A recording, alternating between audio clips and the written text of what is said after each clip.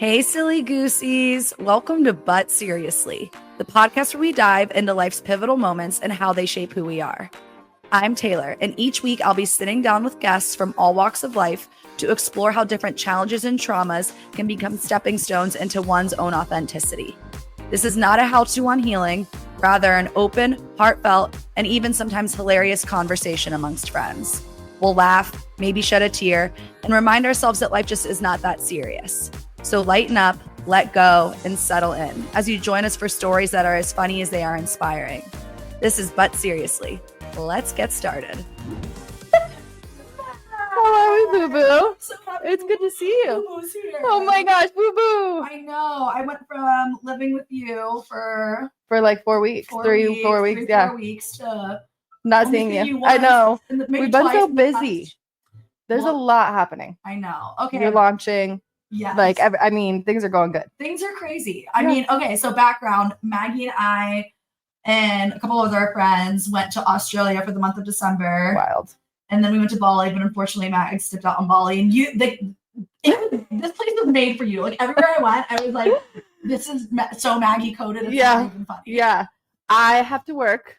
Okay, so I don't have that like job that you can do your remote, unfortunately. But every time they would send me a picture of something, I'm like, oh, Like, what was I choosing in my life right now? Taking pictures of menus. Like, Yeah, it's perfect for you. I'll have to do it. We'll have to do it again. I honestly want, like, next, I don't care. Let's go again. Yeah, I'm Maybe down. we don't skip Christmas this time. Oh gosh, right. But well, I mean, I don't give a shit. I'll skip Christmas, but I know. It was Christmas time. That was part of the reason why I couldn't go as well. I forgot about that. Yeah. Family time is kind of big for me. Yeah, so, But I feel like we definitely need to go do another New Year's. Totally. There. I mean, it was the hottest people, the hottest parties, the most delicious food. Of the entire trip, Australia was incredible. Of the entire trip that we get back, and I feel like all of the best stories were from Bali, and I was like, oh my god, I missed out on the best time. No, I think it's just because it was such a culture difference. Totally. Like, Australia was fucking unreal. Australia but was fabulous. Yeah, it was very, I mean, like, it's kind of, I felt like SoCal life times 50. Right. You know what I mean? Like, it was a way better, it's how America should be. Totally. Obviously, it's 100%. Smaller, yeah. But like, it was still incredible. But yeah, Bali was just the culture shock. Like going around on scooters. Right. Like nothing. And it was raining half the time while you guys were there too. And there was like all these crazy stories. Right. Monsoon season. Yeah. I mean, it's hilarious and fun. I mean, like it can be a little annoying, but like I personally. It refreshes everything. That was a perfect refresher at the end of like it was a long trip to be gone for that long. And we were Dom Dollar groupies. Oh my God. It was incredible. I will talk about those forever. The second night in Melbourne at Dom's hometown show was like something I will never forget in my life. Yeah, it was fabulous. Melbourne was nuts. I mean, Melbourne was fabulous. That party, those people know how to party. Yeah. Brisbane, those people know how to party. Oops, I forgot to mute my jazz music. I'm sorry, team. We're just liking it in the background. It's just so peaceful. That's all I do all day. Whenever I just put on have jazz music on. I put on AI. Sexy house with the fireplace and like rain, and then with the ambiance of this, it's like talk about a peaceful environment. Yeah, we like all that. Well, we just want our guests to be comfortable. Yeah, thank you. I am. We like to come because well, shit. Sorry, I didn't mean to go down the You're good. Bali, but it was such an amazing trip. It was crazy. So thank you so much for coming on. I wanted to have you on for multiple reasons. I mean, every time I have a heart to heart with you, I just leave it like, oh, she's so right. I feel the same way. Yeah. I also feel like you have a lot to talk about in regards to some things going on with the political climate based off of your work experience and just overall experience. Yeah. And you just have a really beautiful journey. So I guess to start, just give us the who, what, why of beautiful Maggie Mayer. Yeah, absolutely. So, whenever anyone asks these questions, it's like, okay, I'm a this, I'm a this, I'm a this. Definitely my journey and my like trajectory in life is potentially a little bit different than some others. Right now, I'm in the nursing fields.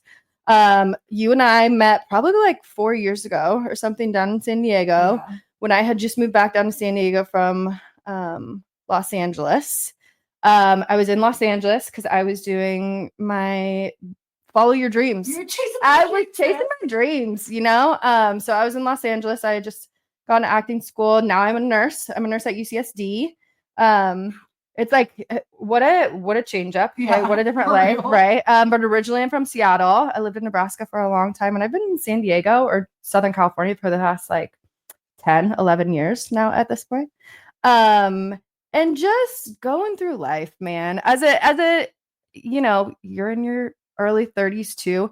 There's so many like leaps and bounds and bumps and bruises that you get along the way, but I feel like we're at a good place right now. Everybody's kind of doing either an entrepreneurial pursuit, or they're getting married, or they're having kids.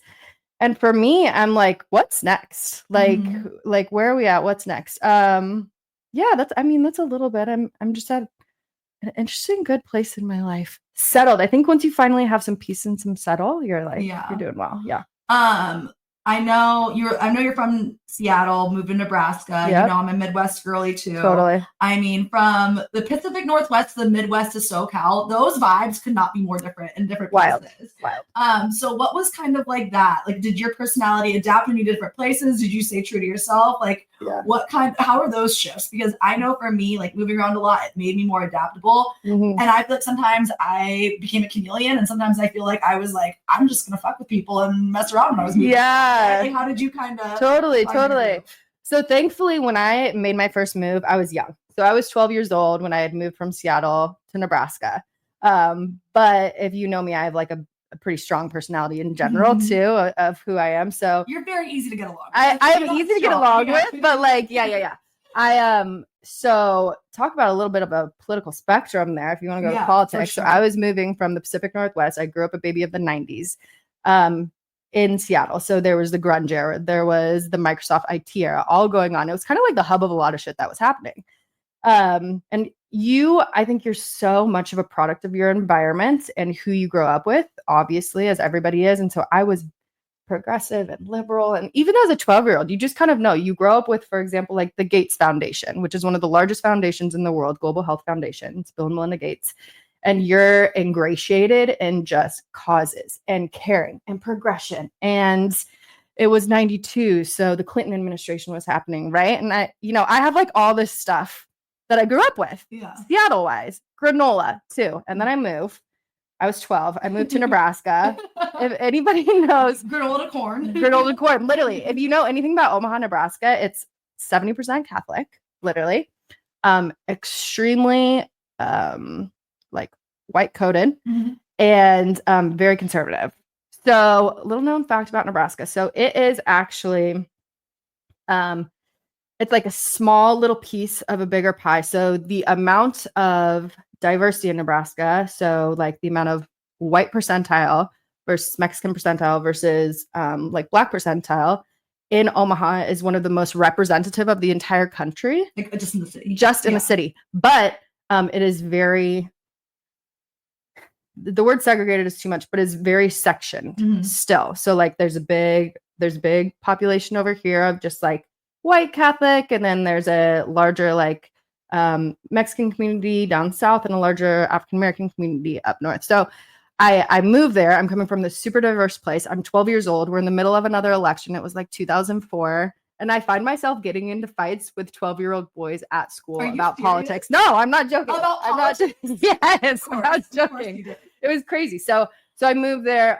Totally different though, right? Like you're going from a coastal, and my family is a big like water, camping, all of that. We're going from a coastal place in Seattle, super progressive, and then we move to Nebraska, cornfields, like just different. It's just like a completely different lifestyle. People are great though in the Midwest. Yeah, like Midwest hospitality is a real thing. It's a real thing, and I think like traditional family is a real thing there too. Not all bad. Yeah. Not all bad. No, not all bad at all. I grew up in the Midwest. You know, I'm a big Midwest. Totally. I mean, I feel like I fit better in. You absolutely fit better. I was a bit of a black sheep there, but like I still made great friends. Totally. My family's amazing. But yeah, I mean, like, there's pros and cons. Right. For me, more cons than pros. Yeah. But like, to answer your question, I definitely kept, let me just give you one example. So 7th grade is when I moved. Big time for girls in general, right? So I moved 7th grade, and I'm coming from Seattle. Literally, I'm coming from Seattle, and I wore like high top lime green Chucks my first day of school. Did that, right? And I wore pants as well, because like, who cares? I'm wearing pants. The only girl in the entire 7th grade that was wearing pants, first of all. So I got bullied for that. And then I just came out guns blazing as myself. And definitely in the Midwest, I wouldn't say it's looked down upon, but there's a lot more People are just doing more similar things to each other. Kind of conforming. Yeah, they're kind of conforming. I mean, it's mean to say, but like, no, but that's like how it works. Yeah. So, I'm bringing these like crazy fiery political personality, and then I'm also just like, I loved sports though. So let's talk, like, sports was huge in Nebraska and in the Midwest. So I kind of kept that through, and then I was there for like 6 years, went to high school there, had a lot of fun. Midwest is super fun when you're in high school. There's nothing else to do. There's nothing else to do but drink. There we go. That's all we did. That's the cornfield. Literally, like, you're 14 years old and you're out finding a cornfield and you're drinking with a bottle of like whiskey or whatever vodka you had poured into a water bottle from your parents. Did you guys? You would get bottles of whiskey in high school. We would do whatever was available that we could grab and find. This is really bad. I used to swipe bottles from Walmart of like Parrot Bay. Oh my God. Yes. 99 bananas. 99 bananas. Oh my God. Yes. Sickening. And then a few Smirnoff raspberry, cannot even smell a raspberry. Oh my God. Or like we would find someone's obviously older brother, which I had an older brother. So when he had moved back, find him, he would get like literally 10 bottles so we could just like be good for a few please don't bother me. A few weeks maybe, right? Literally. Sorry, mom and daddy did that a lot though. But yeah, so Nebraska, I mean, I have kept my same personality since I was a child, though. My mom won't say it. Like, I came out of the womb just kind of like a no bullshit type gal. So that happened in Nebraska. Had tons of fun. I knew I always wanted to make it back out somewhere, so I went back to Seattle. Actually, I went to the University of Washington for undergrad. University of Washington? Yeah. So went there for undergrad, and then after I got out of school, my parents had moved down to San Diego. And I was kind of like, what better place to start my career and start doing anything that I want to do in California? I'd always kind of wanted to make it to California eventually. So I was like, cool, check mark, let's go down there. Why did your parents move down here? Yeah. So my family moved away from Seattle the first time, mainly for my financial reasons. So my dad has been a small business owner his whole life, and business owning goes up and down, right? He had a really successful business in Seattle. And then he had a not so successful business in Seattle. And around that time, we moved back. They moved back to Nebraska. They're from Nebraska. Okay. So that's my extended family is from Nebraska. So we moved back to Nebraska. And then they had always, like, my parents are this quintessential like manifesting couple. I don't know how they do it. They're great. It's you have met them before. They are. Talk about work-life balance. Yeah. I shit you not, these people go out more than I do. And they are extremely successful. So I'm just like, they're doing something right. Mm-hmm. But anyways, when they first got together, my dad had said he always wanted to open a business at some point and that he wanted to retire in San Diego. From the time that they were, baby. Yes, literally, from the time they were 23 and 30 years old when they got together. And so they manifested that. So my mom, she actually, she works in politics. So she works for the Registrar of Voters, has for the past like 15 years, which is pretty much what this most recent administration has shit on during elections. Mm-hmm. So she is actually in charge of day of elections for the county of San Diego. So that's gotta be, it's wild. So is that how you, I mean, like, you seem like very 12 years old. I was not. Yeah. I was flirting with boys, trying to get my first kiss. Right. So like, was your mom always that heavily involved in politics, or both your parents? Like, how did you guys, how were you that knowledgeable? Right. Absolutely. So, well, first of all, it comes from like my grandparents kind of situation. So in an interesting way, so my paternal grandparents were way older. They were born in like the 1910s, literally 1910, 1913. Whoa. So their parents were immigrants or a farmer. And then my mom's dad, actually, so he was a journalist. He was the editor for the Omaha World Herald. And then he also wrote for the Associated Press. And he was a speechwriter back in the day. Wow. So, yeah. So, and my grandparents were always very big into labor unions. And obviously my grandpa was very political. And so they kind of just grew up in both like separately, very progressive families, very in tune, very just knowledgeable about all that kind of stuff going on. So it was born and bred into my mom and my dad. And then definitely when you become a business owner, there's so much politics that goes into business owners that's going to change the course of your business, depending on, taxes and law regulations and all these type of things. So I had it born and bred into me. And then also being in Seattle, when I talk about like what a politicized in a one leaning way area, Seattle is like such a hub of progressive liberal politics, similar to San Francisco in that way. So when I say I grew up in that, and then you have to remember I grew up in the 90s grunge era too, which is like fuck the system and anarchist and all that kind of stuff. I was just always versed in it growing up. We had like political conversations from a young age. Like the second Bush administration, it was always that whole election was a crazy election. I think I was like 8 years old at the time, but it was that the one with Al Gore? Yes. Well, there we go. We got our politics lady over here. Yeah. Yes. So, and at that time, An Inconvenient Truth came out, which is a movie that was all about global warming, if you remember. And I was like, I've always been a diehard like animal lover and big like empathetic bleeding heart type person. So I just was like born and bred with it. So it wasn't necessarily because of my mom, but my family has always been very adept at those conversations and what's going on in the world, if you will. I mean, I think that's so important. I feel like a lot of people, I mean, like myself included, I just like listen to my parents talk about things fiscally. So I grew up thinking like, you know, oh, whatever my parents think, whatever. Totally. We didn't really ever have in-depth conversations about it. It was just kind of like, this is what it is. And I feel like having those discussions as a younger kid, obviously it can very much influence your decision making and like your vote, the way you vote. But I feel like you probably were a free thinker so much sooner than like your average first voter. Like at 18 years old, I was like, what the, like, I don't know what is going on in the world. Yeah. I mean, it is funny because when I turned 18, I've told this story before, everyone's like, were you excited to get your first cigarette or whatever? And I was like, no, I was excited to vote. Yeah. That's what I was excited for. Which is weird. But also at the same time, you could see it as like, I was very one-way leaning for a long time. So until I moved to Nebraska, it's kind of like that back and forth. You don't have light without dark. Right. When I moved to somewhere that was completely opposite of that, like free thinking mentality that I had, not that Nebraska's opposite of free thinking, it was just very conservative.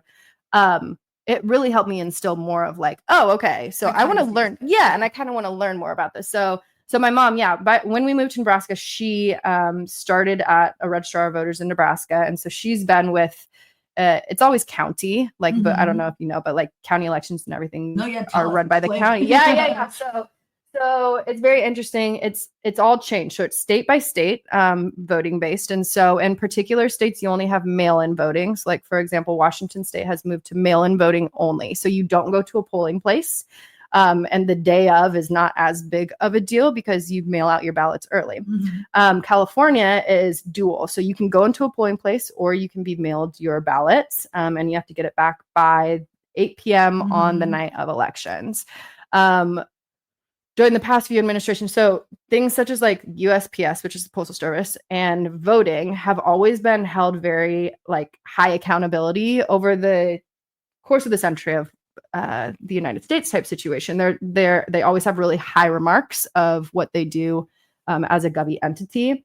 But then when the 2020 election happened and all of kind of like voting systems and everything were put into question by our current administrator, everybody started losing faith in like literally the thing that my family has been ingratiated in for so long. And it's like, if you know me as a close friend, you know, there's very few things that I get riled up about. Yeah. But if you have a political conversation with me and you come at me, you better know your shit. And you have seen it once or twice before. But it's fascinating. Like, for example, during the 2016 election, I was working there because I needed a part-time job. I had just gotten out of AmeriCorps and I worked during that election, the 2016 election. So the crazy thing is, like, for example, on the day of election night at 8 p.m., all the polls close. All of those ballots, all the physical ballots that are out and about all over polling places, they have to come back to one area at the county. It's in Mira Mesa, and hundreds of volunteers, like literally democracy in action, push these ballots through a counter, and for 7 hours until 2 to 3 a.m., like all of your ballots get counted. It's just crazy. I get excited about this kind of shit, like in a weird way. But so my family's always been like that. To wrap up that little answer, we're always been very political. It's fascinating. I feel like it's honestly important to hear this perspective, even though, like, of course, we lean one side. Like, you and I are both like pretty liberal and progressive when it comes to that. But like, I feel like, especially with this administration, it's so easy to get fed you don't want to say lies, but lies about the misinformation about, you know, what's really going on behind the scenes. And it's leading us to be like so divided and so hateful. And it's like, no. We have really good people that are spending a lot of time and effort making sure that this is a solidified process and that like these systems work. Absolutely. Things aren't going your way. That doesn't mean the system's not working. Right. Things might not have gone your way this time. Yeah, absolutely. It's important. And I think it's also important, like I really like what you said too, like when you went to Nebraska and you moved to Omaha, like it kind of opened your eyes to why a certain person thinks a different way when you grew up. I mean, I check, you know what I mean? I log on to Fox News and see what as you should. Yeah. As you should. Because like the thing is, all news is bullshit. Like we all like it's just you gotta find the middle ground. You have to do your own research. And another thing, speaking of doing your own research, like I don't know about you, I mail in my ballot. I love doing it because I can like sit down and look and make sure I'm doing like if I'm seeing which one I like better. Right. You put some thought into it. Yeah. Are you guys just as involved in local government, or is it strictly just like the election years? Yeah. So I'm pretty involved in local government. Typically, I've been moving around. The thing about local government is when obviously you move around so much, it's hard to keep abreast of what is happening where you're at. So because I've been to Los Angeles and then San Diego and different areas of San Diego, so even like different small sections in the city are voting for different things, whether it's a board of supervisors or all these type of stuff. Local elections are just as important because you got to think about certain ordinances in your city are still just as important as federal govy that's taking or giving human rights to people or tax structure, all that kind of stuff.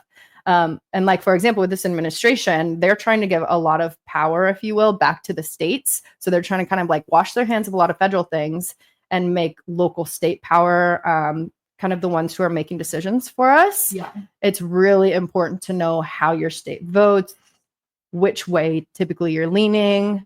There's obviously like 2 senators, but there's tons of congressional people within your little area that are making decisions based on the way that you are voting and the people around you are voting. So local elections are absolutely super important too. Yeah. I think it's easy to lose sight of that too. The frenzy of, oh my gosh, it's a frenzy of misinformation, and they're, you know, they do it purposely, but it's like literally where do you I'm exhausted too. Like look at this literally. Oh my gosh, great at it.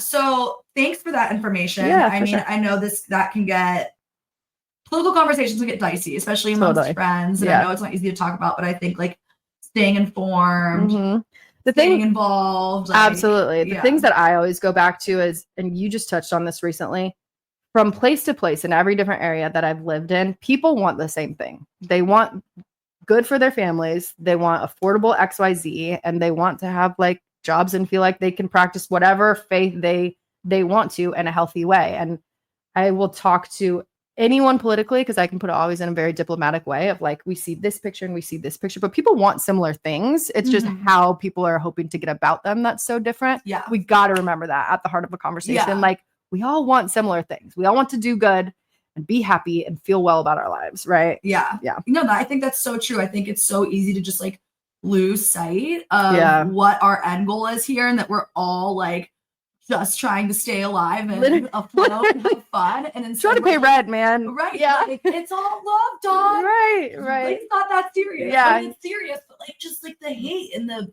right. Those aspects of it. But seriously, are you kidding me? Yeah. Like, we don't need to throw all of the hate aspects into it. Yeah. Well, speaking of this administration, Doge. We have to talk about Doge. You mentioned you're a nurse. Totally. And obviously the healthcare industry the past 5 years has been fucking insane. From like COVID to admin changes. Absolutely. And now, you know, the government efficiency is impacting a lot of really important jobs. So can you sort of like speak to that, how it's impacting your work and your colleagues' work, and just like maybe the healthcare industry in general? Yeah. I'm really just a little closer to you. So no worries. Sorry, I know you and I both. You're good, right? We're bobbing back and forth. Hands, use our hands. So thankfully, so I'm with UCSD system. So obviously it's a university system. It's a lot funded by California, and then they get a little bit of Fed funding as well. So thankfully, California, as we know, is kind of like a little bubble. It's one of also like the largest economies in the world. I have not personally been affected, thankfully. But a lot of Doge cuts are coming to the VA, or, Veterans Affairs. Yeah. And so a lot of my friends who are working at VAs all across the United States, I can't say they're not essential jobs. Like, not as many nurses who are working on the floor are getting cut, if that makes sense. But people such as caseworkers or those who are helping figure out, like, a lot of casework is helping figure out what happens with patients after they leave the hospital if they can't go back home, or prior to coming to the hospital if they need to have treatment or if they're in a skilled nursing facility. So a lot of kind of like the in between transitionary jobs are ones that could be up on the chopping block. Healthcare obviously has been crazy. So I got into healthcare after COVID. So I don't have a lot of the like crazy horror stories and traumatic stories from the COVID era, if you will. But Thank goodness. right, it was a lot. A lot of the older nurses, and there's not as many of them now because a lot of them had just an influx of leaving post COVID. Yeah. I imagine they're probably like, I can't do this. Just shredded. They're just shredded. And they were just worked to the bone. Literally. So long. Yeah. And so a decent amount of my colleagues are like that, but a lot of the healthcare system is really young right now with nurses on the floor. So one of the crazy things about nursing is you are doing the exact same job as everybody else if you're on a floor, unless depending on acuity, right? So if it's like a high acuity or if it's an intermediate acuity or if it's something called med surg, you're doing the same job as these women or men who have been working for 20 years on the floor. They're like 55 years old. They're a completely different life space as you, as this new grad 23-year-old who has been working for 6 months. You're doing the exact same job. You're treating the exact same patients. And so I didn't really conceptualize that until I got into nursing. Like, there is an art to how one nurse does something or treats a patient versus another. There are good nurses and there are maybe not so good nurses, and not in the way of the exact like bodily care that they give, but like how they care about their people differently. Right. So the healthcare industry right now, obviously, insurance is a big thing. That's always a big hot button topic. But we aren't really affected by that stuff. We give care, right? Like, end of the day, and we give care to everybody. So a lot of my patient population that I work with is a lot of like homeless, some of the homeless population or unhoused population in San Diego. But other people are giving care, like Eisenhower is a hospital in Palm Springs, to literally the rich of the rich who want to go to Palm Springs and get care for them. So you can't be politicized though, or you can't be really political when you're in healthcare. You just got to give exactly what it is. So a lot of the things that are happening are on the peripheral, like with the VA. That's really sad though. Yeah. I mean, these people it's horrible. Like fought for our country and come back, and they're dealing with lots of PTSD, injuries. Absolutely. A lot of addiction issues is what a lot of our VA patient population is coming in for as well. And a lot of suicidal ideation and everything like that. A lot of our homeless population actually is VAs. I had a patient, and this one always gets me. I had a patient, he came in obtunded, meaning he was unconscious. So he came in unconscious. We got him set up in his bed. And when he woke up a few hours later, I was in his room randomly when he woke up. And the first thing he said to me, where am I? Where am I? And I was like, you're okay. You're at UCSD. He's like, I got to get to the VA. I don't have insurance here. It just like put everything into perspective of like, yes, I'm giving care, but what the fuck are we doing? Yeah. Why are you worried about this? You were unconscious. We're trying to help you. Literally. And he was so worried. He's like, I'm not going to be able to pay. I need to get to the VA. I need to get to the VA. And so it's very similar here of like with Doge cuts and everything like that, this administration is trying to make the United States more of like a business entity. And so when you're working at a C Corp and you need to make cuts financially, of course, you take certain ways to make cuts. Right. When you are working not in a business, you're working in a place where people's livelihoods depend on those jobs, and you're making cuts just kind of erroneously. We are not a business. The United States is not a business. We are a like civil working country, and you got to look out for your people, not your bottom line all the time. So it's horrible that the healthcare industry, certain aspects of it are rocked if they're getting federal funding, but like there's like private hospitals and public hospitals and everything like that are not impacted as much. So it's kind of like where you're choosing to work. Yeah. I just can't imagine that would take such a toll on me. I mean, the other day I was just watching Fox News and it was actually a veteran on camera. Yeah. And he had an NRA patch on his jacket. Like, right. Clearly a lot of these people voted for this administration. Right. And absolutely. I was just like, and he was like, I don't know what I'm going to do. Like, I don't know. Like, and he was just getting emotional. And I was like, I can't watch this. Like, it's hard. And I was like, I don't know how these healthcare workers can deal with this. Day in and well, and we're a weird bunch. You guys are, I mean, like, a different breed. let me fucking tell you, we are a weird bunch. I had a patient pass on me the other day, and she passed away. Yeah, like, see, I would cancel everything. I'm not getting out of bed. But I think the weird thing is, like, there's a transition. So I've been a nurse for over a few years now, and there's a weird transition. I think your first nursing year, every single patient that passes on you or something kind of outrageous that happens, it gets to you, and you go home and you can't function for a while. And after a few years, you just have to build up that callus. So now when someone passes on me, it's like, okay, on to the next. And what a crazy thing to think, like, you can go through really big trauma and then I just got to go back to my job. Yeah, how do you manage that? Like, emotionally, how, like, do you have a system, or is it just like you said, like, you just developed it over time, or do you have like little tidbits that you use to help? Right. Well, and your reaction was my reaction while I was in nursing school. So don't think that, like, at one point I wasn't this frigid bitch, but you're not frigid. No, I know. But you see it the first few times and you think about the family and you think about everything that's happening and this life that was affected and all this kind of stuff. And literally you break down so many times. Like, at work or when you get home? Either, right? Yeah. I've broken down at work before. You talk to your nursing friends about it. Obviously, that's like a really strong community to talk it through. And then you lean on the older nurses who have been through it so many times that you have to, exactly what I said, build up a callus to it. Yeah. Because you can't let it affect your home life as much. I remember my first... Like, you can't take your work home with you. You don't want to, especially my first code that I had one time. A code means you have to do compressions and CPR on a patient. We lost the patient, and it happened to be the next day. I was in a Volo volleyball tournament, and I'm a night shift nurse. So, like, I get off at 7, and this volleyball tournament happened at 7 a.m. Okay. Yeah, I get up at 7 a.m. This volleyball tournament was happening at like noon. So I get in a few hours of sleep, and I was a new nurse, so I was reeling. Like, this patient had just passed right in front of me, and we were working on them and all this kind of stuff. And then I get to my friends. It's a Saturday. Everyone's day drinking. I'm like, how am I going to play volleyball right now? Yeah. And I told one of my friends, like, hey, one of my patients passed. I'm not, like, feeling that great today.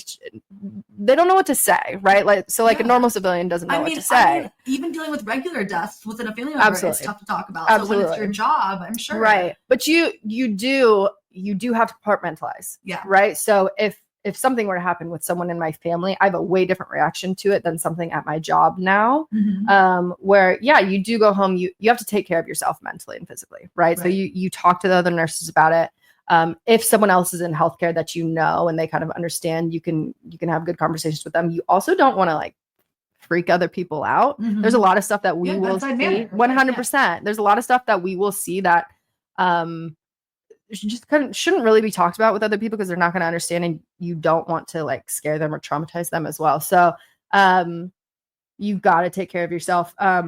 A lot of nurses, so healthcare industry nurses are one of, like, the highest rates of alcoholism, actually, because there's, like, it's hard to be able to deal with those type of things. Like, healthcare workers, there's a lot of addiction in healthcare workers. Yeah. So is it because they also have, like, access to that stuff, or is it more just, like, on their own time? No, I think it's more on their own time. It is narcotics are so regulated, and everything is in, like, locked areas. And people will lose their license and get fired even for one offense of taking a narcotic, obviously. So everybody copes with it differently, to be honest. I have had coping mechanisms over my entire life to be able to deal with this type of stuff. So I was kind of almost like born and bred for this type of crazy environment. But you gotta, it goes back to basics, literally. Like, you got to keep your health up. You got to make sure that you get outside. You got to be able to clear your mind, like, not be looking at anything, not be reading anything. If you go through a really hard night, take a few days, right? You gotta cry it out. You got to get pissed off. You got to get frustrated at the system for a little while, but then you have to just, like, in the moment, you can't do that. So you compartmentalize while you're at work for those next 8 hours or whatever. And then you come home, you try and get a good night's rest. You hang out or call some people that you love. there's a lot of like therapy programs particular to healthcare workers that you can reach out to. It's also, we do need a lot more support. Yeah. I will say we do need a lot more support for healthcare workers. Burnout is a real thing. Addiction is a real thing. And if you don't have a good support group, I know a lot of nurses who have had their license taken away because they've gotten a DUI or something like that. Oh, yeah. So but they do have programs in place to try and help us and take care of us. But just like any other population, like it needs work. How we deal with the mental health of healthcare workers or the houseless population all needs work for sure. Yeah. It's crazy that our healthcare workers need help with healthcare. Right, literally. It's like this paradox that doesn't end. Yeah, it's wild. You had mentioned that you were kind of born and bred for this, and you have your own. You had a lot of like tools to work through this trauma. Yeah. What are some methods that you've tried that have worked for you, and some that like absolutely did not work? Yeah, for sure. So if you know me, you know I am a like health food freak. Yes. I mean, healthy I love asking you for advice on what I need to eat. Healthy food freak. Like literally one of the ones who every single thing that I get, I look at the back of the nutrition facts. I know the different names of fillers. I know all this kind of stuff. I'm in a program right now actually to be a certified functional medicine practitioner. So for me, it all starts at the root of things of what you're ingesting, what you're putting in your body. And I'm not even talking about food. I'm talking about friends. I'm talking about energy. I'm talking about what jobs you choose, where you're choosing to live. It all affects how you think about yourself and how you're able to deal with the outside world that's coming at you at any moment. So for me, you just start with literally walking every single day. I know you go on your hot girl walks. We run into each other on our hot girl walks. I love running into you on my hot dog walk. I was at my smut book and I'm like, oh God, take it out. They're fucking and Maggie's gonna hear. No, it's so funny. So you make sure to get exercise every day. You make sure to get out into nature too. Like one of my huge things is like getting out, touching a tree, man. Like literally, it sounds so stupid, right?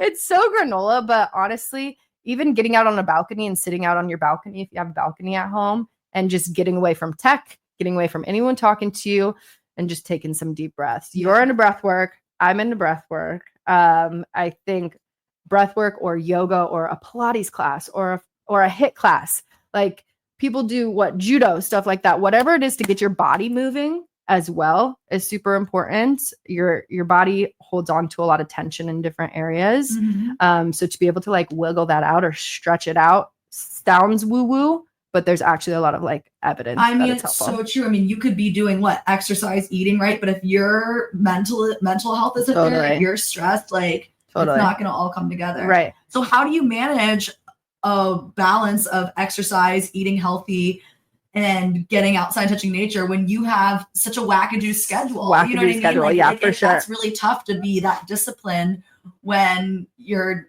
days are your nights and your nights are your days. Right. It has been a journey. And I talk about journey. I am not not even 75% perfect at it. There are days between my shifts. What did we just say? Progress, not perfection. Exactly. There are days, especially in between shifts, all I do is stay in bed until I get up the next day, hit up Whole Foods on my way to work, and then go. So it is not linear either.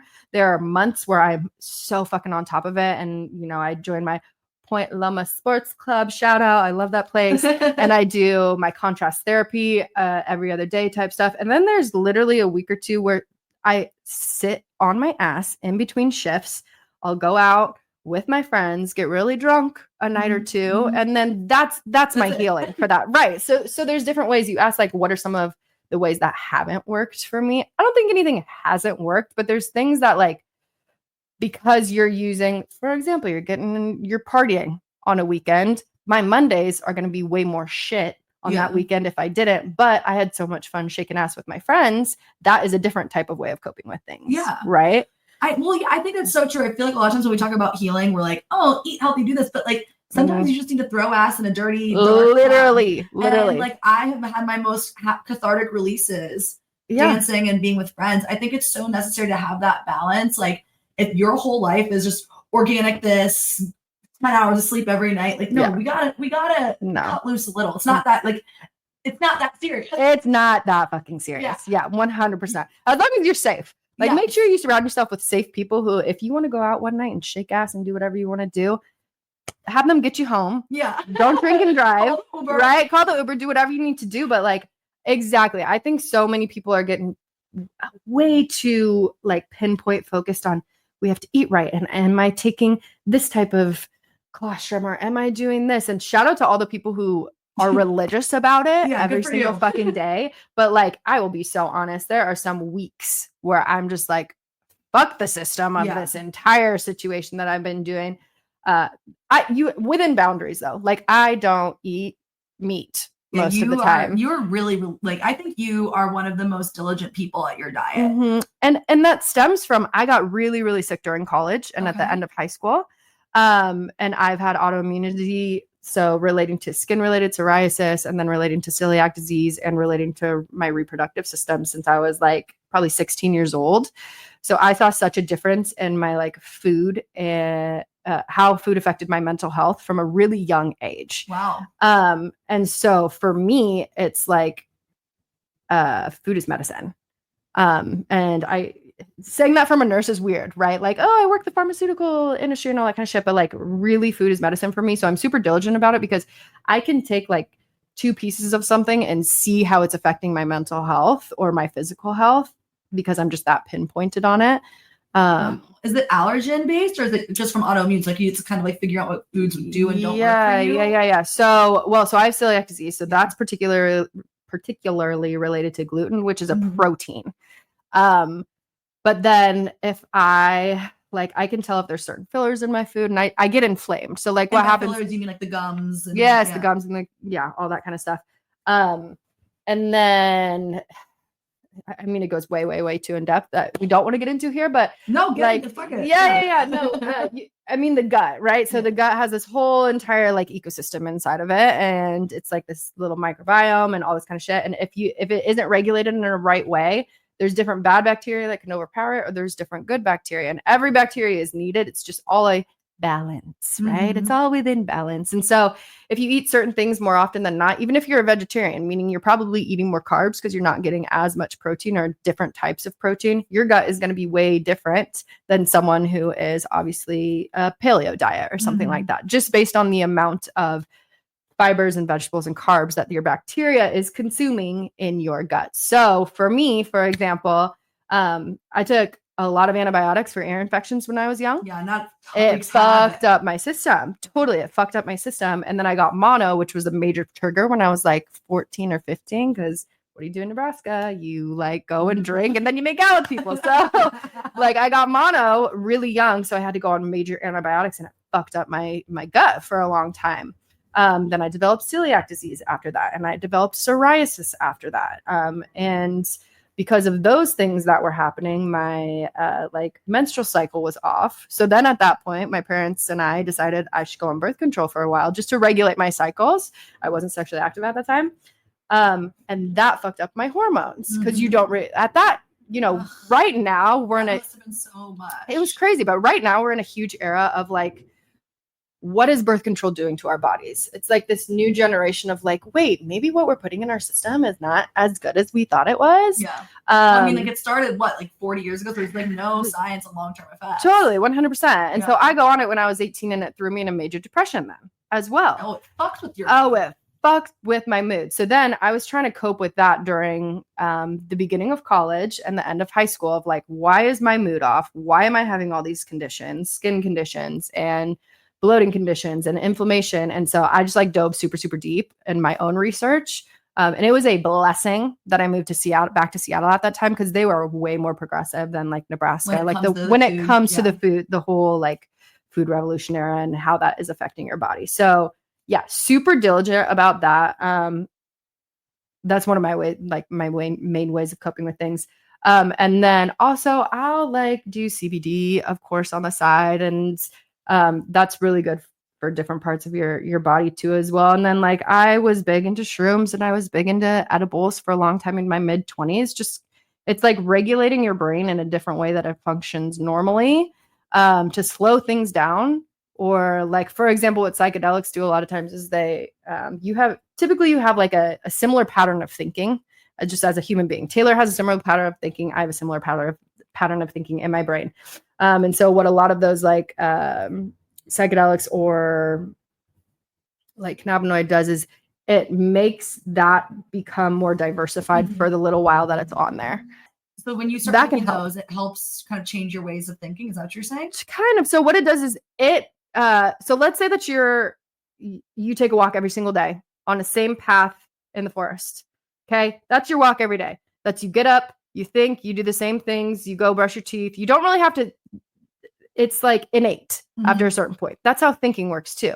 What those things do, psychedelics or cannabinoids, is suddenly, if you have this ingrained pattern that it's just like very easy to go on, there will be different forks in the road that are more available to you. Let's say that there was like, there was a gate in front of this fork in the road for a little while. So you just keep going down the same pattern. It'll help these gates open up so that you can take a different pattern. Does that make sense a little bit? Fuck yeah. Yeah, exactly. So, right. So you get into those type of things too. Are you like microdosing when you do these? You can microdose. I used to take heroic doses. Like in my mid-20s, I was wild. Yeah, like 7 grams or whatever. And then I would lock myself on a boat for 12 hours. And I would just, yeah. Weird. So my family's big boating people. So I would lock myself in my parents' boat for 12 hours and I would go through this like heroic dose. And that's actually how I came to nursing.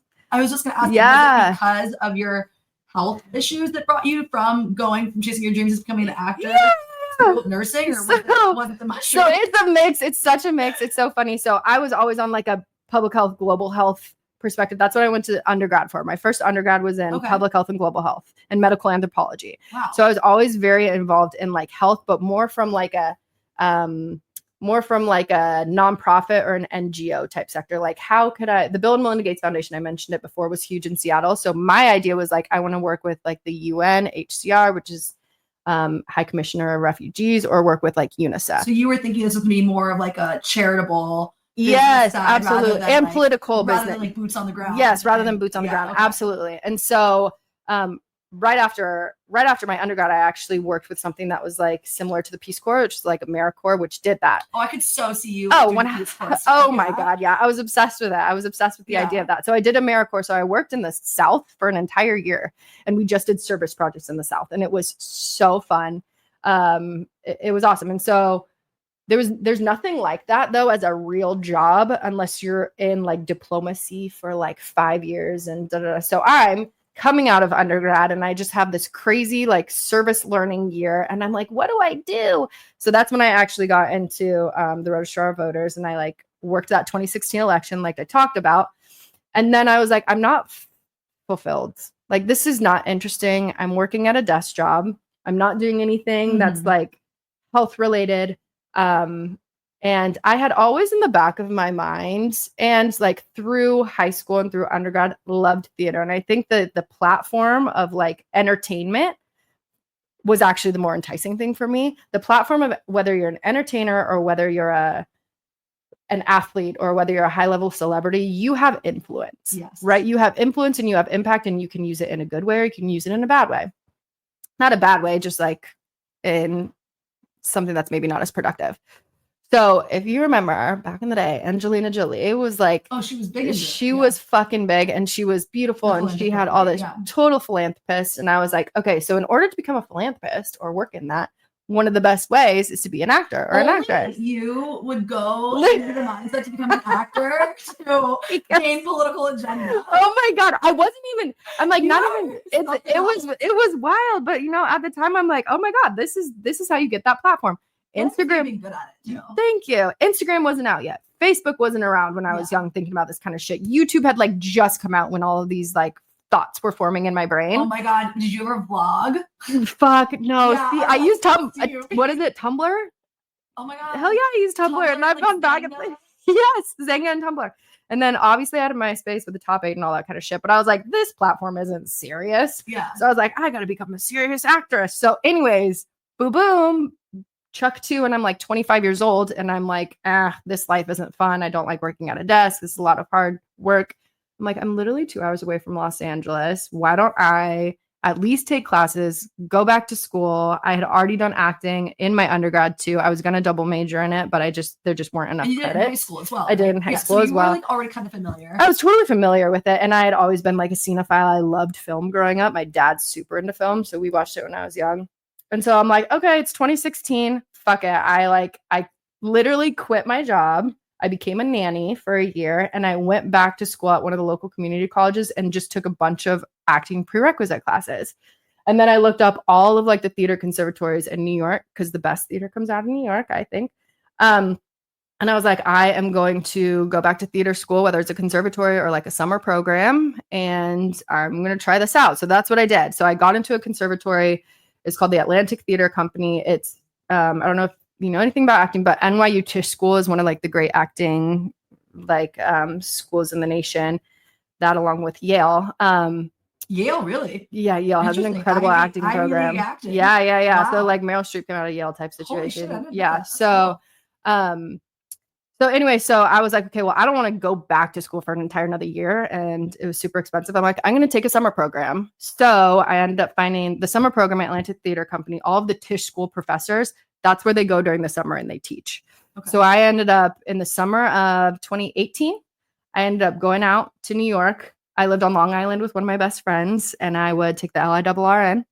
And my conservatory was in the Google building, which is down in Chelsea. So for a summer, I just literally like lived the life and went to theater school when I was 25 years old. Yeah. Just turned 26. And so then I was like, at that point, I was like, okay, I can either stay in New York and do Broadway stuff, or I can, one of my best friends who's big in the music industry had just moved to Los Angeles. And she's like, yo, I need a roommate. Do you want to come out to Los Angeles? Yeah, that's good for movies, not theater. Yeah, no, not theater, but for movies. I was like, yeah, well, fuck it. Okay. And it's closer to my family. So I want to get back to the West Coast. So moved. Shout out to Sarah Johnson, one of my best friends in the world. She was working for iHeartRadio at the time. I got another nanny job. And then I just started taking theater classes. So, and that was in like, September of 2018. I literally lived on her couch for 3 weeks. Then we got a spot together in North Hollywood. Shout out North Hollywood. And yeah, did that. So I like was pursuing my theater dreams. Los Angeles versus New York theater and acting in film, so fucking different. Like, I don't think I was prepared for, I just came off this like crazy intensive conservatory program where everyone has been living and breathing like actual acting in theater and playwrights for their whole life. Then I go over here and I get into some acting classes, just a network, and people are literally talking about the game shows that they're going like on. Commercialized. Yeah. Not everybody is like that. Yeah. Okay. Like, don't get me wrong. Not everybody is like that, but talk about being disillusioned when you're like coming to live your dreams and they're like, I just made $5,000 off of this weird game show that I did. I'm like, what the fuck? Yeah. Like, what is happening? So I'm like, the artistic part was not as there. Not saying it's nowhere, but like you go for the smoke and mirrors in Los Angeles and making money, and in New York you go for the fucking grit of. That's where the starving artists are. 100%. And I was like, I don't really want to starve, but so anyways, I make it to Los Angeles, and so I'm doing that for about 3 months, and then of course a man pops into my life, and these damn men, and I get slightly derailed.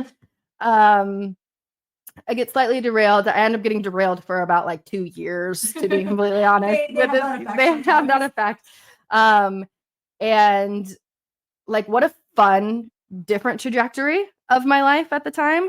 I ended up with someone who I have like such a special place in my heart for, and I've been like on and off with for the past like 7 years. But we had a fun time in Los Angeles.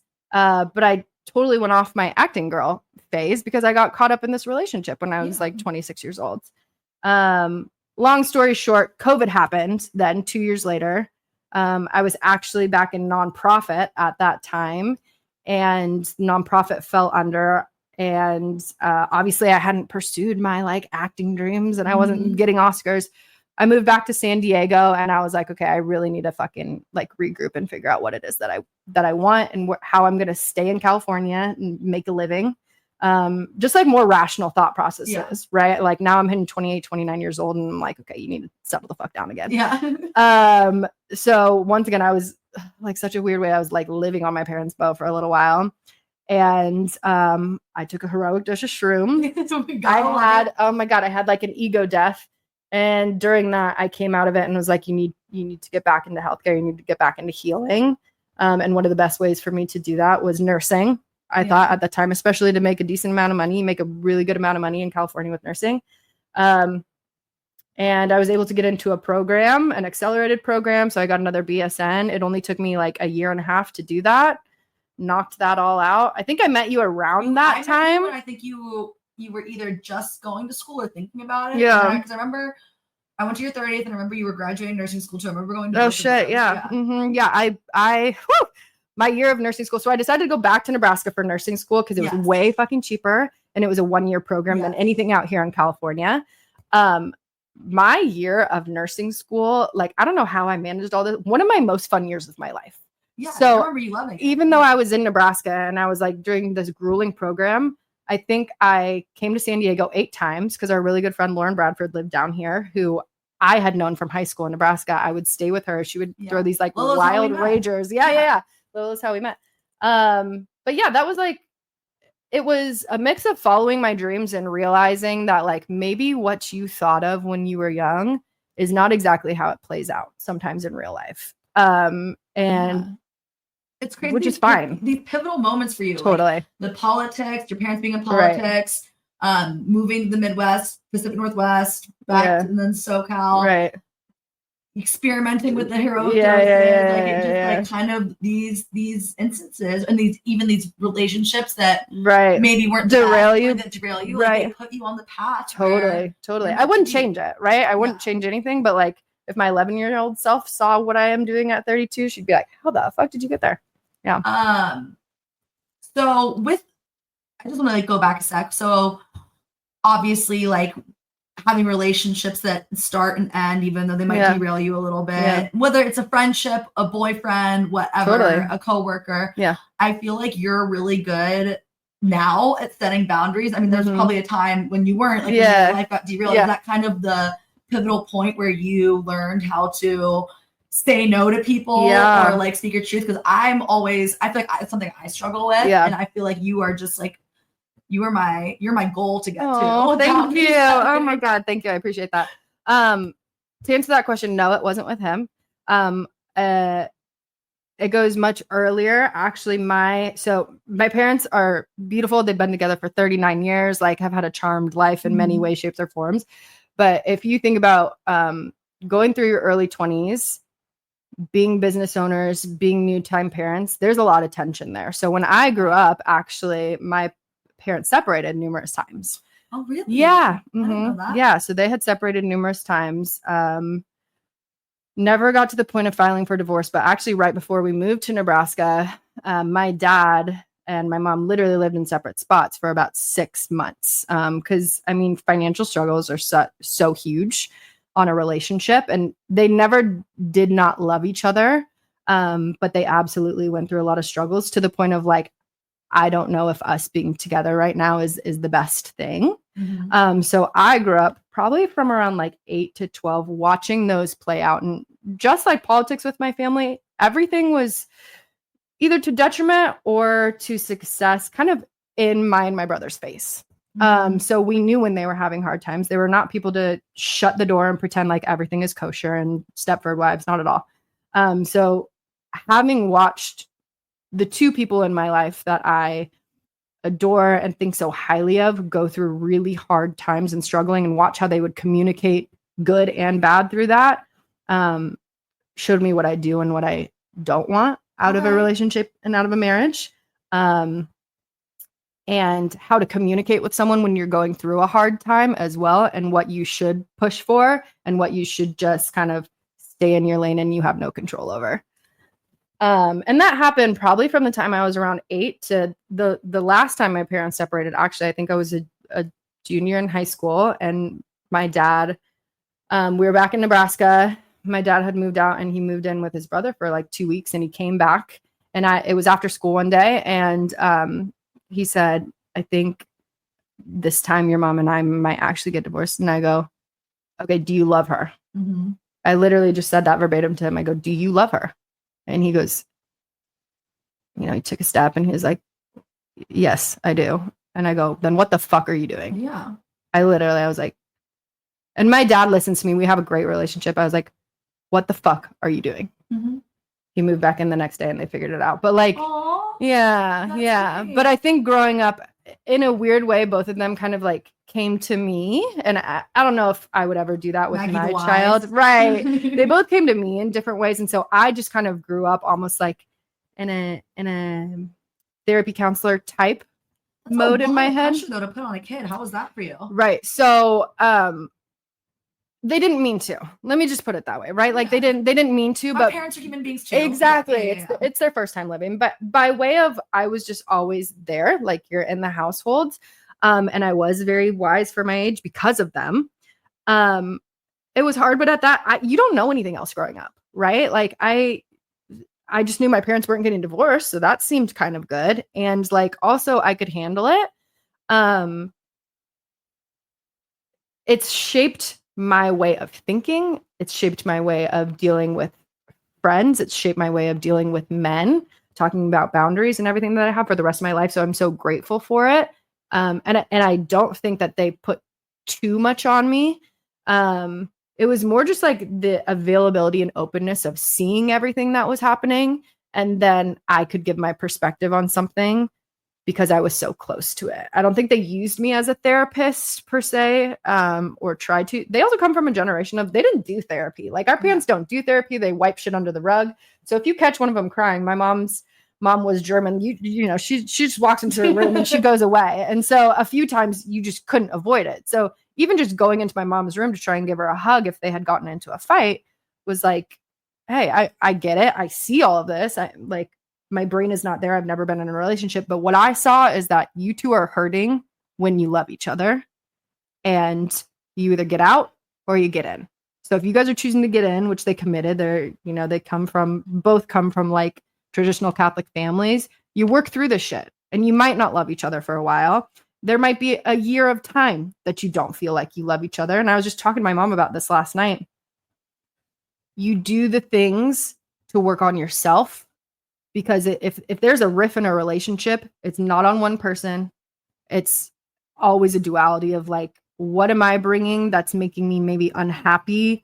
That is, I'm projecting onto this person, or I'm not giving them a certain amount of love because I am unhappy. And it always goes back to not just communication to solve things, but really the communication of like, the communication and the outward expression of like, I still want to be in this. And this is a hard fucking time right now. And I don't even want to talk to you maybe, but I still am committed to this. And I don't know. It's hard.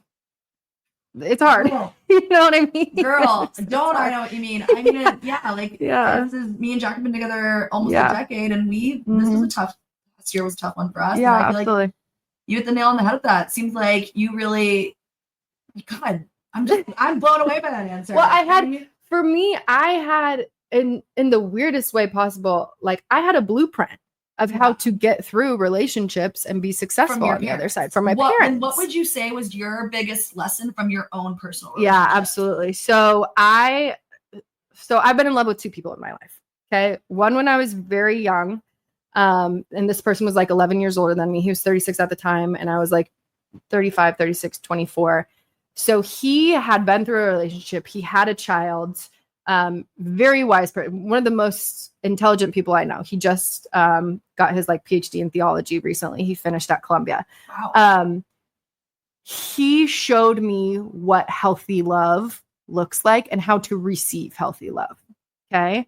So, and this was right before I went to Los Angeles. We were at different places in our lives, and he was in New York finishing up his PhD in Columbia. And he was like, I would love it if you like moved to New York and we tried this. And I was like, I got to go pursue my dreams. Mm-hmm. It was one of the hardest decisions I've ever made in my life, but one of the best. But this man just showed me what true healthy love looks like, open and communicatively. But I knew that I had like my own things to do. Mm-hmm. So with him, I almost like didn't even need to use my toolkit. And then when I moved to Los Angeles and got involved with, we'll call him number two. Male number two in LA, I had to pull from every aspect of my toolkit. But this is one of those, when you meet someone, something clicks and something changes every aspect of you. Mm-hmm. And that's exactly what happened when I met number two. And we were we weren't very healthy sometimes. Like we were very codependent. Towards the end of right before COVID happened, we lived in like a van RV together for about 6 months. We were on top of each other all the time, like literally. That's tough, but sometimes it's the dream for some people. Like it seems amazing. Totally, yeah. Tough. It was the dream for the first few months, and then our relationship and like financial struggles started to get involved because we were both starving artists in Los Angeles, and that on top of each other, if you're literally living with someone, and I say this all the time, you have to find your own personal space in whatever environment that you're doing, right? You know, you live with Jack, like you have to find your own little sense of peace. And so I had to pull out all of my toolkit while I was with number 2 for a while. And still to this day, like we're on and off, and I have to use certain aspects of my toolkit. He also came from a completely different culture than I did. And so just what we either tell someone and communicate or what we choose to keep to ourselves is different. How we choose to express our emotions is different. How financially we were doing was different. But like the amount of love that I still feel for this person, I will always feel for this person. It's a reminder of what my parents have, of like through all of it, through thick and thin, through fucking thick and thin, and thin, like as in like floss thin, right? You got to pull out that toolkit, and you got to understand that like this person is going to be themselves, and you're going to be yourself. And in the long run, if you can both honor that in each other and make it through, it can be successful. But literally, my mom said last night, and everybody says it's like love is a verb. Love is a fucking verb. Say it louder, sis. It doesn't just 100%. It does not just happen. Like you can be infatuated or like lusty for someone, but to constantly over years and years, you've been with Jack for what, 9 years? It is an everyday fucking choice. Oh, I think that's so true. Like, it's so easy to get, especially like after such a long time. Boy, oh boy, can you get in ruts, go on autopilot, like forget how to communicate with each other. And that's why we started therapy the end of last year. And it's been a fucking game changer. I mean, I didn't think we were going to make it, to be honest. Yeah. But yeah, I think those are beautiful lessons to have. Like, you know, like, and you choose to keep going. Love, and then, you know, deciding how to stick with somebody, knowing when to leave, when to come back. I mean, it doesn't necessarily mean it's over. Like there's always opportunities to. Yeah. And even if it is, like there's so much that you learn in that time. No, oh my God, absolutely not. Yeah. I think that's the crazy thing too about these relationships. Like even with number 1 and number 2, to the day I die, I love these people. Yeah. Like, and they will be a part of my story. And like, they change the foundation of a human that I am in a fucking good way. Beautiful. Oh yeah, 100%. I mean, Mags, so we've talked about, you know, your upbringing, the political side, chasing your dreams, becoming a nurse, the, you know, relationships you've had.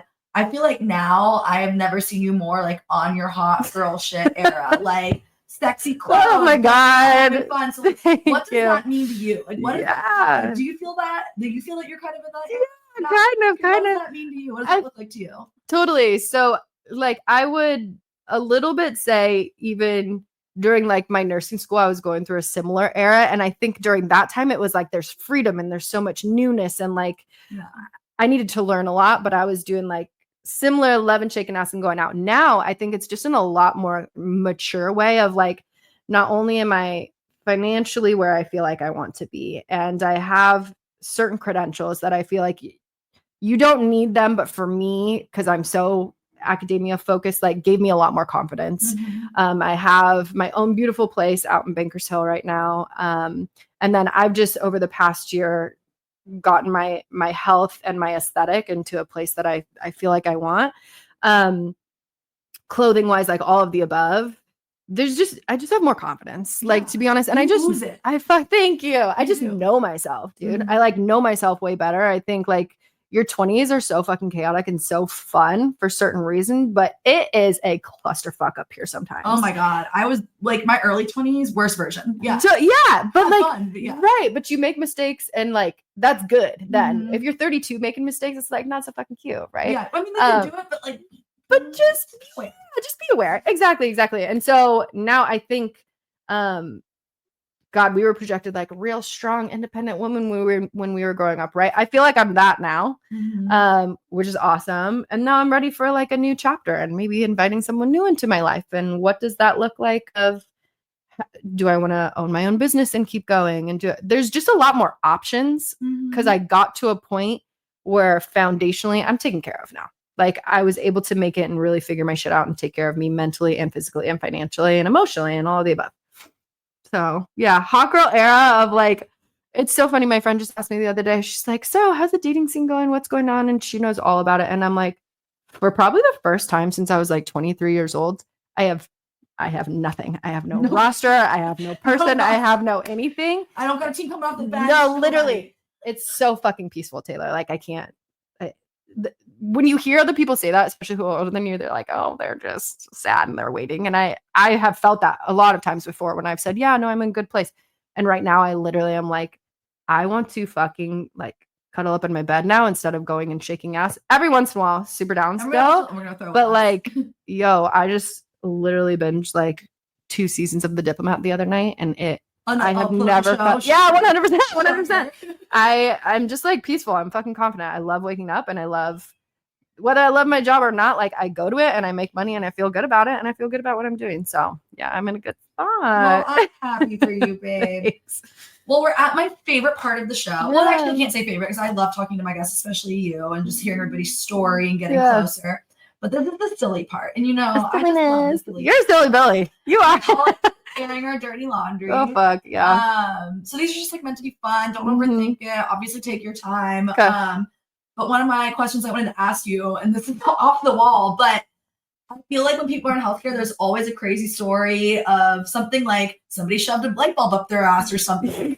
What's the craziest story that's happened to you at your job? Oh my God. Well, hopefully not me. I don't shove anything out there. No, but no, it's like what you've seen, like taking care of it. So so it's a little different. RER is a little different because it's not like a high level trauma center or anything like that. So you're not dealing with like asshole injuries. No, we're not dealing with asshole injuries. Or like maybe a coworker has a crazy one. Right. So, I mean, we get like this is like casual, lots of things shoved up your bum. You really do, like people do that. Or just like, yeah, odd sexual injuries every once in a while. We get a lot more like kind of gross stuff because we have like an unhoused population who does a lot of meth. Okay. So a lot of like methy stuff. So people will like put things into their meth wounds every once in a while, like we get weird stuff like that. No. But it was like kind of a sad story. You get a typical cucumber. You get typical stuff like that. Yeah, no, 100%. Or like someone found a story that they were talking about, like I think a toy car up their rectum one time. Oh, the professional term, not the asshole, the rectum. Yeah. Oh, sorry. There's maggots coming out. Oh my God. No, yeah, 100%. Not the brown eye. But there's like, I mean, I can't think of anything too that aren't like super, super graphic. I had one. It doesn't have to be a butthole story. I was like, well, that's like where people put things, like mostly. Like, where else are you gonna find them? That someone's doing something really fucking stupid, right?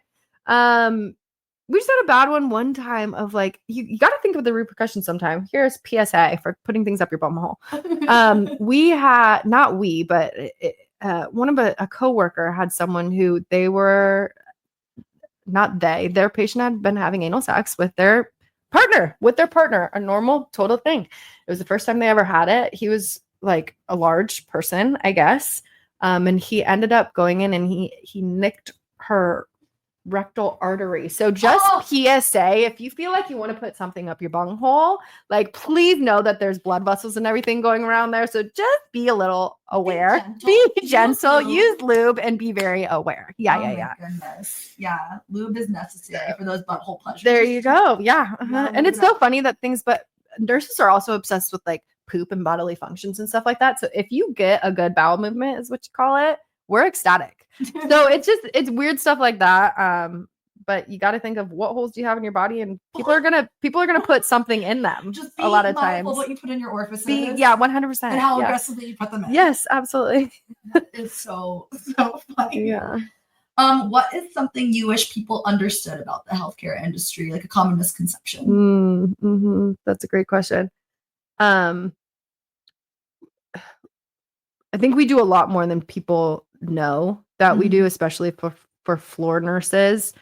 And And like, so we can, everybody talks about like, oh, there's a big houseless population, or oh, we don't take care of our like elderly people a lot. Well, the people who are doing that, it's the nurses. Yeah. And I didn't even realize that until I got into it. And like, care of we are right. Everyone's looking for all these solutions for like an unhoused population, or like, what are we doing with people who have mental health issues and blah, blah, blah, blah. We're taking care of them. Yeah. And so I think what people don't understand is like how much is put on to these literal like 20 to 30-year-old nurses who are taking care of a lot of the shit that's going on. And I mean, I've even heard like nurses are bimbos, or like they're, they like have too much, but party girl by night. And you're like, well, you wonder why this fucking happens, because we're literally taking care of everybody else that is getting left behind.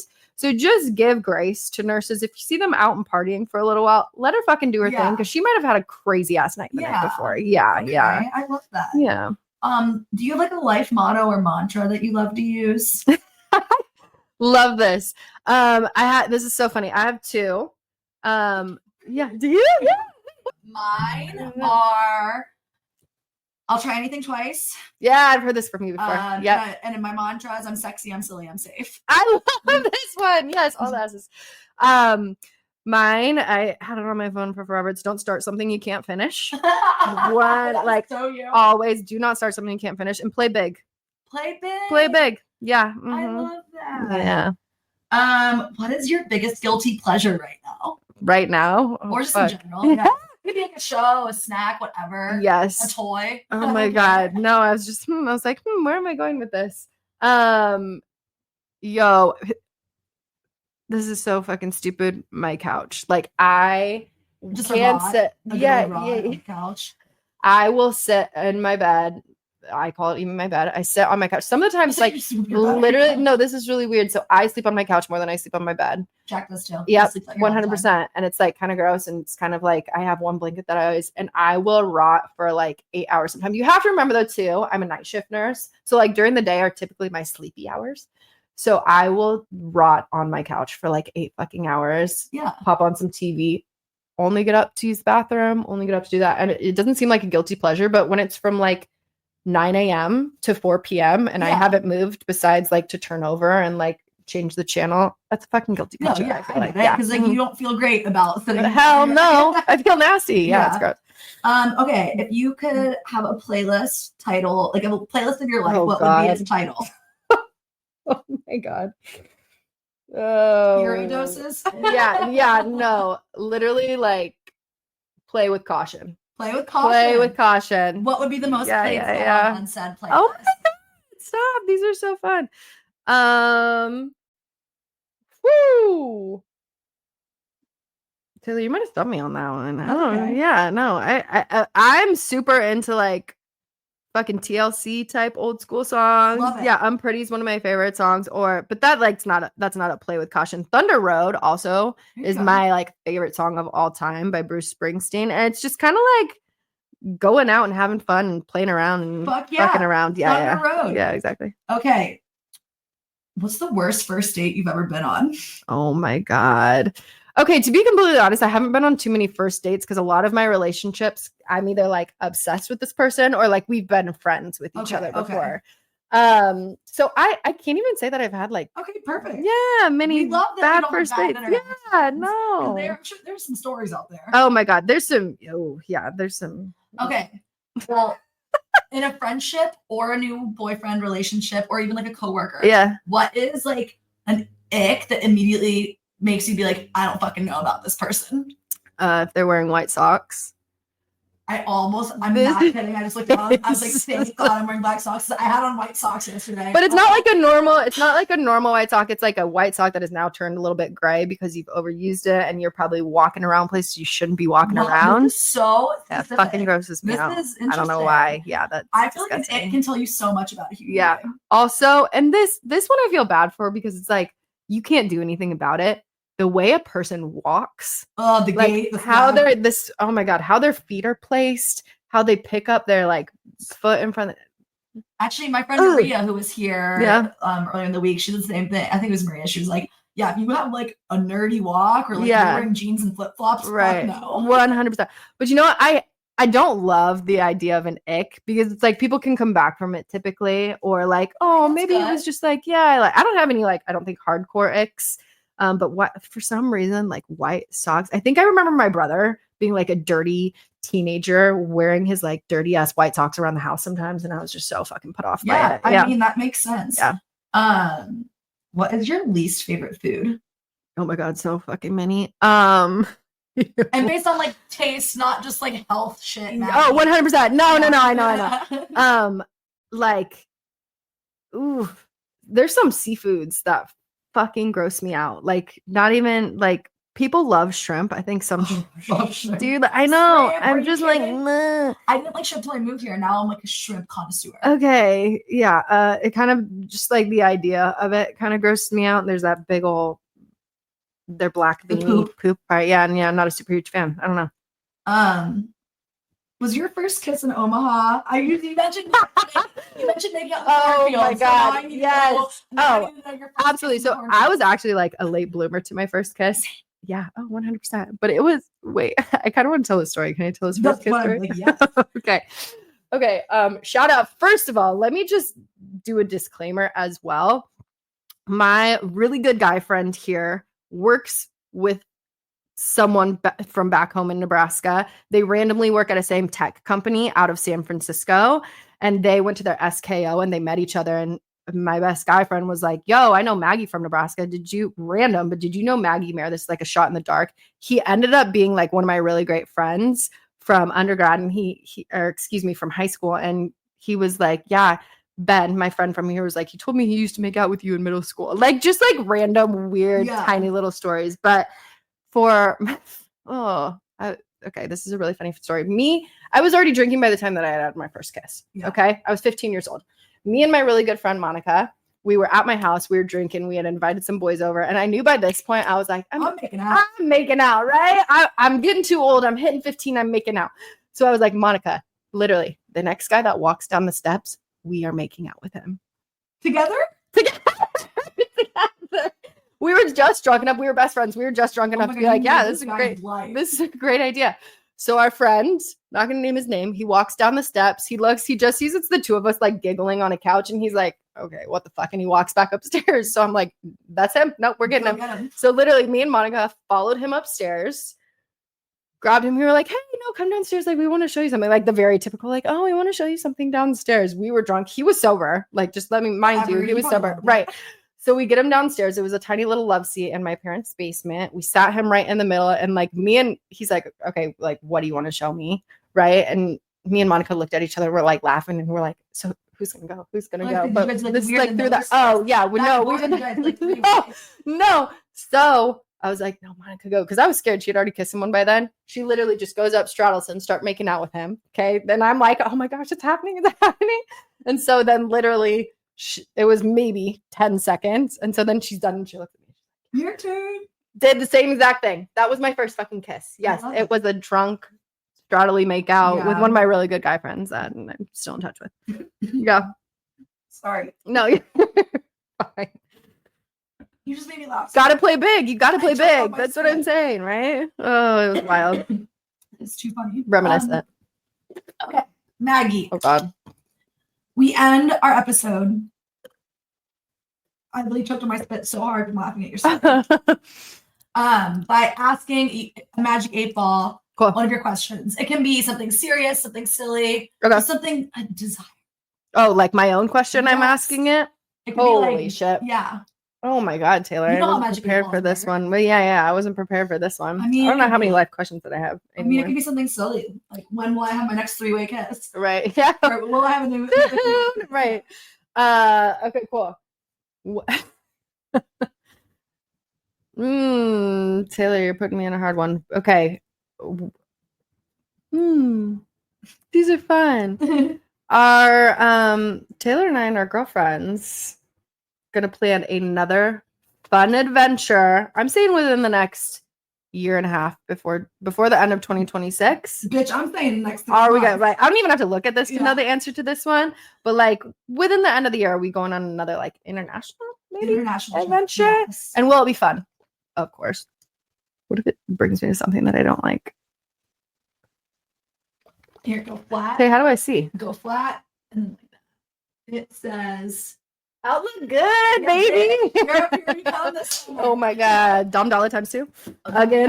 Yeah, we're going to go Yeet. follow our besties around. Literally and wild gallivant shit. around Europe. That was wild. Well, honey, this was Thank so you. fun. Yeah, it was. I hope you had fun. It We was. enjoyed having you so much. Got And into politics per usual. Holy you're fuck. just the The same best shit. ever. Thank you, Thank Tay. you for I opening up, appreciate and you. thank you for telling us your story. I love what you're doing with it. Yeah. I'm having fun too. It's successful. Yeah, Thank you, baby. You're the best. All right, you silly goosies. Thank you so much for tuning in to But Seriously. Be sure to follow us on Instagram at butseriously.pod and check out our website for upcoming events and exclusive merch. You can find all the links in our YouTube video description or on our Instagram page. See you next time.